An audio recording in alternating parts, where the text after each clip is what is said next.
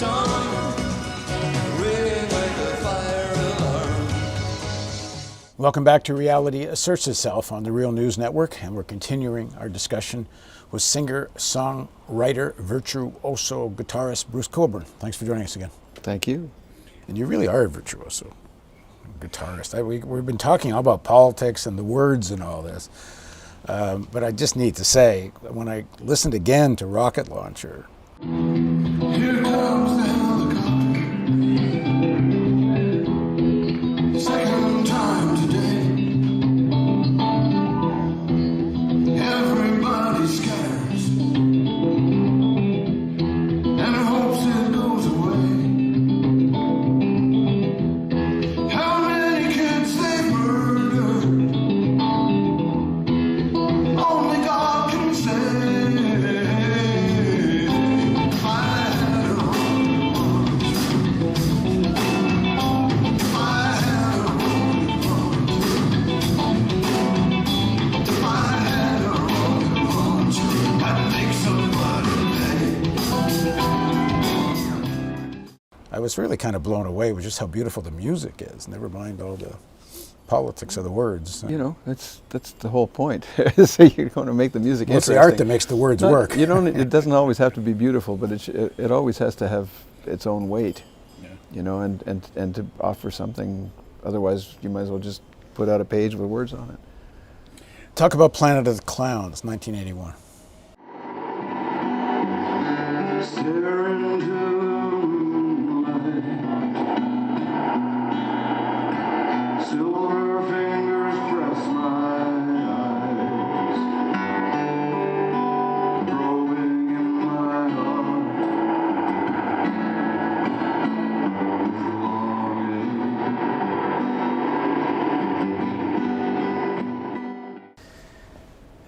I wrote that in the Canary Islands, and I was there with my then girlfriend, just having a holiday, you know, but exploring a place. And one night out on the beach, just looking at the waves, looking at the sky, feeling like that beach was a beach on the whole cosmos, like that dark ocean, of which you could only make out the white caps of the breakers, merged with the sky, and it was really this Island Earth, that old sci-fi movie, you know. And I had been reading Doris Lessing's Shikasta, which is a dystopic. Well, I mean, almost anything you can say about it shrinks it in an unfair way, but it's a really interesting and not very happy look at a kind of a sci-fi view of world history and where we're going. And she didn't pull any punches. It's Earth's history basically viewed from an alien perspective by aliens who are continually interfering in the affairs of the planet. And anyway, I'd been reading this, and there I was standing there in this kind of confronted by the cosmos, and out of it came this song about standing on the beach, being confronted by the cosmos, basically. Green ball and black space, filled with beauty even now. And Planet of the Clowns, it's like the evil that we do is, I mean, some of it is overtly and intentionally evil, but mostly it isn't. Mostly it's just a bunch of people bumbling. It's people doing stupid things rather than evil things, and the stupid things have disastrous effects on others, and sometimes on the perpetrators themselves. But this was a kind of the aspect of humanity that struck me at that time. So it's, you know, there we are, all are these unintentional clowns with our shoes wet from the cosmic sea. In 85, you write, "People see through you." You got covert action, prejudice too extreme.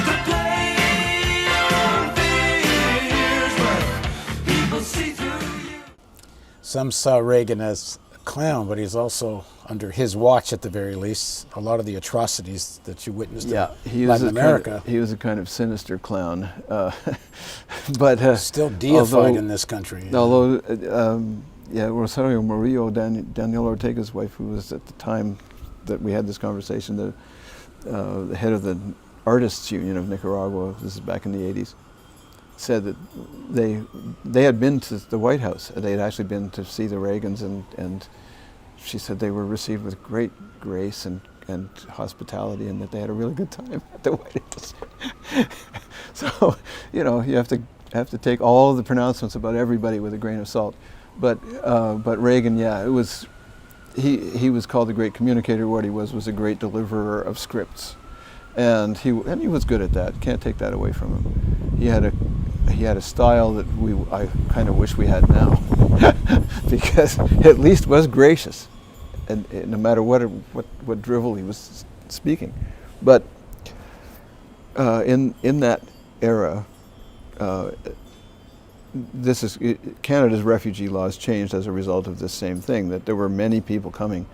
There was a big increase in people coming from Central America and trying to get into the States, and trying to get through the States to Canada, because there was an underground railroad that ran from the Mexican border to the Canadian border, and a lot of people were taking advantage of this. A lot of churches were involved in running it, and this was abhorrent to the powers that were. So there were break-ins of churches. There was a kind of subtle terrorism, and it wasn't blowing people up or assassinating anyone, but it was a break-in where things were totally trashed, but nothing was taken of the churches that were involved in the sanctuary movement, and the intimidation of people, of individuals, of having them interviewed by the FBI or whoever. This was going on, and at the same time as there were these official pronouncements coming out of Washington that none of these refugees had any legitimate claim to that status, that it was all about just looking for a better job. They just couldn't wait to come here and be a maid or something, right? So that prompted the writing of People See Through You. You've been lying so long, you don't know what's real. You're a figment of your own imagination. People see through you. And at the time, I was also a friend of mine had given me a subscription to Soldier of Fortune magazine, which was a kind of fashion magazine for mercenaries that you don't see around anymore. It might still be in existence, but they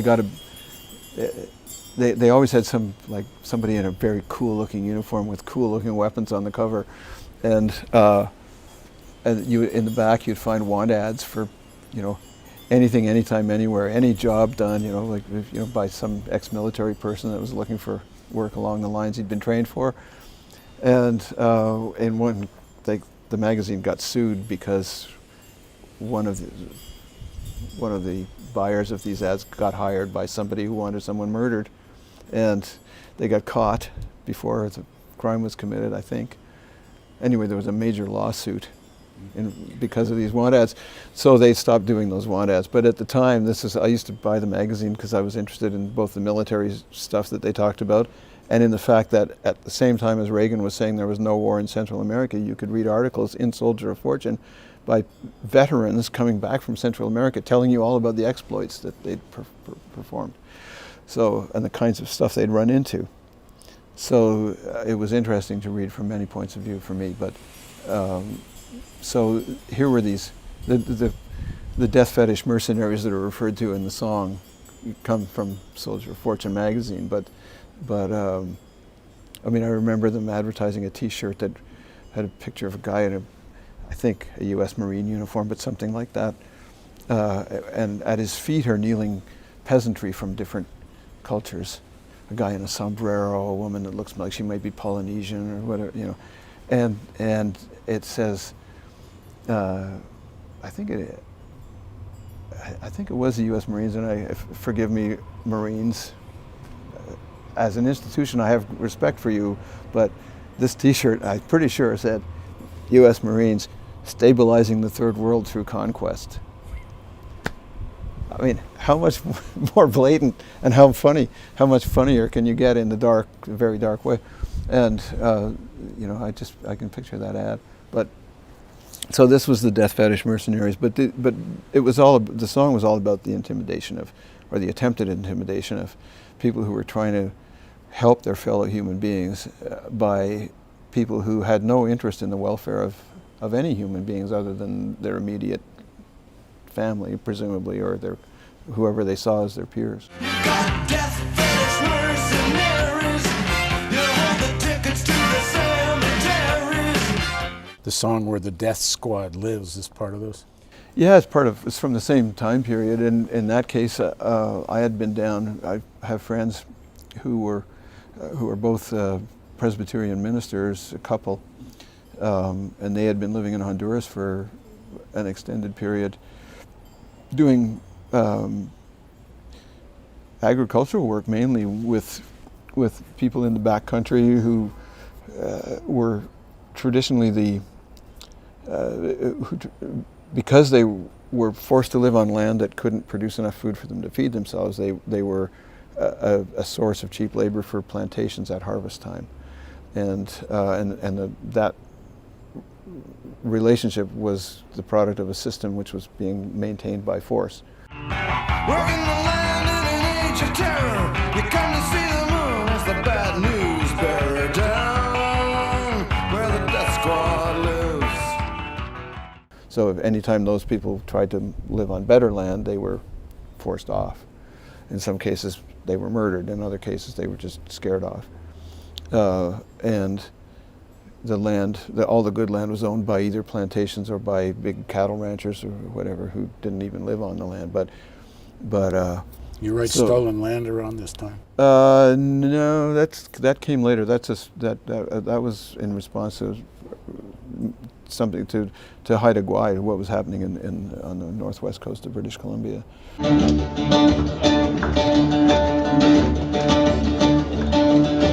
Tierra del Fuego to Ungava Bay, the history of betrayal continues today. The spirit of almighty voice, the ghost of Anna May, calling thunder from the mountains. You can hear them say it's a stolen land. Stolen land. But where the Death Squad lives, I went to Honduras twice in that period. Once to visit my friends who were doing work with very disadvantaged people in the countryside, and one to a refugee camp, a UN-run refugee camp in a little village called Colamancagua, that for the first time in the history of the UN had been the subject of an attack by the army of the host country. So the Honduran army had raided this camp. They were trying to. Honduras was very worried about refugees from El Salvador, not for the same reasons that the U.S. is worried about refugees from El Salvador, but because in the 60s, I guess, there was a war between the two countries called the Soccer War. They actually fought over a soccer championship. The countries went to war with each other. El Salvador beat the crap out of Honduras. So the Hondurans were very nervous about attracting heat from El Salvador. So they were trying to make sure that the FMLN, the guerrilla movement in El Salvador, was not able to take root among this refugee population. That's why there was a raid. You can see the logic, but it was still a precedent that it was a very unfortunate one in UN history, and nobody knew about it. This Canadian church group had been there right when it happened, or right after, and they came back and they talked about it, and I happened to be at their report of this. It was a press conference with, a dozen journalists, and Mayor Brownstone was head of Oxfam Canada at the time, and me, and some others, and I happened to be sitting beside Mayor, and we heard this story being told of what had happened, and he turned to me and said, "We got to get down there." okay, let's go. So this was on as I recall, maybe a Tuesday, or maybe a Thursday, something like that. And the following Tuesday, we were on our way to Honduras. Nobody else could move that fast. The UN was going to send a delegation to look into this, but you know, there's all these gears that have to start turning and whatever. So we just went. It was Mayor and me and a Toronto immigration lawyer named Jeff House, who did a lot of work with Central Americans. This world can be better than it is today. You can say I'm a dreamer, but that's okay.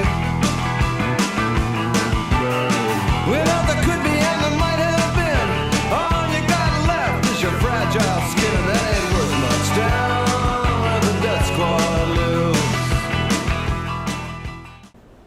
Interestingly, Canada had a consul general in Tegucigalpa who was a retired banker and very well placed in Honduran society and knew all the generals and he knew all the top people. And we had a very nice meeting with him, a congenial meeting, and he said, well, I think the general in command of the armed forces I think we can get him to give you the paperwork to get into the camp. So he did.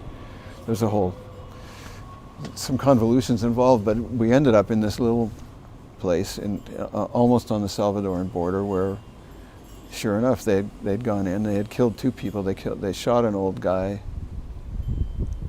and they stomped an infant to death, and they shot up the houses. I mean, the kind of shacks that everybody was living in had bullet holes all over the place, but those were the only actual casualties. But at this time, because the whole idea of the raid on the camp was to suppress the actions of any Salvadoran guerrilla fighters that might be in the area, they had a curfew as well. And if you violated the curfew, you would have your head cut off in the jungle. You know, I mean, that's what farm families were living. They cut down people like they cut down trees. Chop off his head so it will stay on his knees. The song talks about this. Farm families were literally living in fear after 5 o'clock at night. I mean, you dare not go out of your house for any reason whatever. And even if you stayed in your house, if they thought there was the wrong people in there with you, you were subject to attack. So, and my friends were living not in this immediate area, but in similar, surrounded by a similar vibe in the backcountry in Honduras, where they were regarded as subversives because they were teaching people to feed themselves. Or I should better say, helping people discover how to feed themselves. And so, it just seemed like there was something worth talking about there.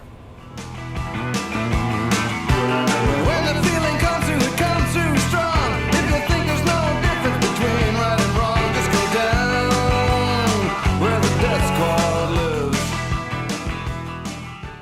Please join us for a continuation of our series of interviews on reality asserts itself with Bruce Cockburn.